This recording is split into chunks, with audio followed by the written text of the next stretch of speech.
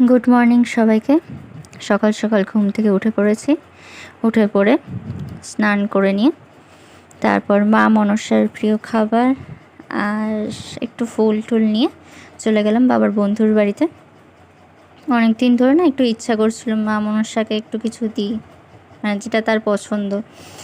তো বাবার বন্ধুর বাড়িতে এরকম মা মনসা আছে, মানে বাবার বন্ধুর মা পুজো করে আর পিতলের ঠাকুর আছে। তো ওখানে গিয়ে ঠাকুরের প্রিয় খাবার ফুল টুল দিয়ে একটু পুজো টুজো করে চলে আসলাম বাড়িতে।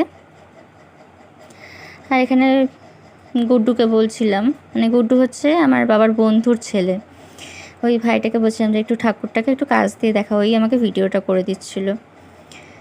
তো যাই হোক, তারপর পুজো টুজো করে বাড়িতে এসে অল্প কিছু খেয়ে তারপর বেরিয়ে পড়লাম। একটা জায়গায় কাজ ছিল আমার, তো এটাই দেখাচ্ছিলাম আজকের লোকটা কেমন লাগছে জানিও আমাকে।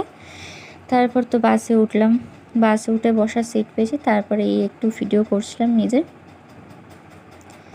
তারপর যেখানে যাওয়ার ছিল প্রায় সেখানে পৌঁছে গেছি। দেখে তো বুঝতেই পারছো তোমরা কোথায় আছি, হাওড়া স্টেশন, ঠিকই ভেবেছ। তারপর অটো ধরে নিয়ে সেই জায়গায় পৌঁছে গেলাম। আর এখানে খুব সুন্দর একটা গণেশ ঠাকুর আছে, দেখো তোমাদেরকে দেখালাম। তারপরে এমআরআই হয়েছে বলে সার্টিফিকেট দিল।